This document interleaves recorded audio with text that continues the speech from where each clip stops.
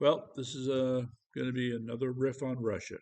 Um, I know my friends have been looking at me like I'm out of my mind because I just keep wanting to obsess over just what the story is.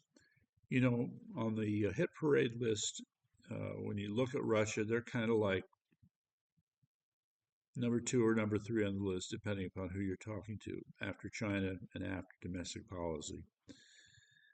Nonetheless, um, see, one of the problems that I have, I'm trying to figure out with Russia, is how much of it is them beginning to act like a cornered animal, or how much of it is like them just becoming weaker and less able to fight back. Which is the true picture for Russia? And there are lots of reasons to think that they are becoming weaker. Let me go through the list. Their sovereign wealth gold fund, they've sold off about 60% of the gold, probably not at market value, to help fund the war. They have raised taxes, their inflation is going up. Um, there are shortages. You're hearing people starting to complain. The attacks on their oil infrastructure, just as winter is coming, uh, does not bode well, but Russians know how to deal with winters, just saying. The And the story on the battleground, on the battlefield, especially around Pokrovsk, if I'm saying it right, is still kind of questionable. Now, I am guilty of listening to people who tend to be more on the Ukrainian side of this, but then on the other hand, there's not coming out for the Russians. And let me just say it. There is this, I don't know who this group is, but they have taken a gentleman, a highly respected historian and professor named Dr. I think it's John Mearsheimer. I think he's at the University of Chicago. So he's made a number of presentations and he has deep historical perspective on that region involving Ukraine and Russia. So I think he's provided valuable insights. These people have been putting him up as someone who is what you might call pragmatically pro Russian in his arguments. But they are putting out these videos that are disgusting because they're the sloppiest form of something that's AI generated. You see the image of Dr. Mearsheimer there. He's explaining things, and you can tell that whoever did it, something, I'm going to say it, got lost in the translation. There are elements where the English is not good. So is this what the Russians are able to mount? I have no idea, but I just know that in poking around, and also, I do watch this Telegram channel called Il Russo, which is supposed to be a quote Russian propaganda channel. And they tell some stories and stuff, but I'm left with the impression that, you know, I'm surprised to say this. I think the Russians are not doing a very good job with respect to messaging and propaganda. This is in spite of having Russia Today, the English speaking channel. It amazes me. So you take also, for example, one of the recent high visibility attacks was on this submarine at this base in the Black Sea that was about as far as away as they could get from Crimea and Ukraine.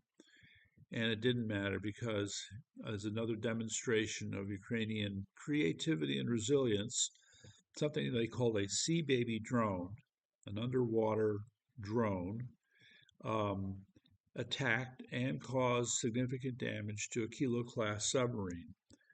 Um, they didn't destroy the submarine, but it's going to take a lot of time and money to get the ship back in action. Now, I should add the Kilo class is supposed to be an older generation of subs, which the Russians are supposed to be phasing out anyway. So maybe the Ukrainians did them a favor. Who knows? But this is another example of doing something that's unexpected that catches the Russians unaware, and uh, and they succeed. Another story that hasn't been told. All right, let me just say this. Fine, I recognize that I could be listening to propaganda too. Okay, well, the funny thing about propaganda is you should be able to rebut it, right? Well, Still waiting for some of the rebuttals. One of which was this amazing story about a group of special operations people from Ukraine. I can't believe I'm saying this. Traveled through Russia, through Siberia, and into North Korea. Into, okay? I thought this was a highly militarized country that guards every inch of its border. But somehow, according to this story, the Ukrainians got in there and they had done their intelligence work and they had identified this high value radar facility in North Korea that happened to be near a sort of like a woodsy area that was perfect cover for them. They set the stage, and sure enough, they blew that baby up. Oh my goodness. And they just left town, and that was it. And they went home. You got to think if the Ukrainians have shown the capability for doing something like that, not to mention the other attacks that they've done deep into Russia, what else can they do? What else are they going to do? Well, I don't think we're going to know until after it's, quote, too late. But all of this just sends the message that you can say that Ukraine has troubles, but they're not out. And Russia may be having its troubles, and the reality is they're not out either. The question that's being asked is how long can they keep doing this? And still, when you look at the financial issues for Russia, when you look at the way they're prosecuting the conflict in Ukraine, I just feel like it's not going Russia's way. I can't say it's going Ukraine's way either necessarily, but if the stories are true, for example, about Kupiansk and how the Ukrainians managed to push the Russians out, well, hey, and if it's true that they've been pushing the Russians out of parts of Pokrovsk, well, hey, all right. Nothing seems to be straightforward here with respect to what's happening. That's why I guess I'm obsessed with this because I'm trying to come up with a picture that I think makes sense. Um, sure, I mean, I understand the Ukrainians could be telling the truth about what's happening, but I still have to be skeptical and question what they're saying. Same for the Russians. So, what you end up with is, let me try it this way, just as a unrelated point.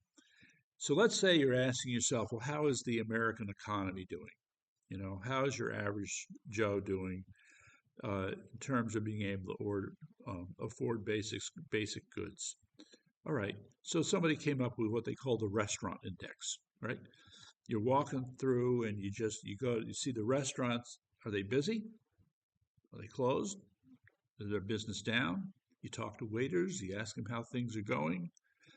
I mean, just speaking for Connecticut, where I live, right?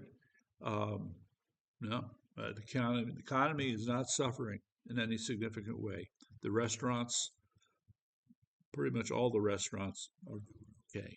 All right. They have their regulars. People are still coming out. The one thing that is worth noting, though, is that there has been a significant cutback in the amount of alcohol that people are drinking. So I find it interesting that this guy, the restaurant we go to, is telling us that. And then when you turn to news in the stock market, you have the leading alcohol companies. Was it Brown Forman? I think is the name. There's a related one, which we should all know. Um, the name escapes me, but no, their stocks have been going down. Alcohol sales are absolutely going down. And on an unrelated note, drug usage among teenagers is approaching record lows. Hallelujah. Still got a long way to go, but man, oh man, so what's going on when you see things like that? And I'm not so sure that vodka consumption is down in Russia, but if the truth be told, it's tougher for people to get their basic goods in Russia. And I think the other thing I want to pound on here is the military.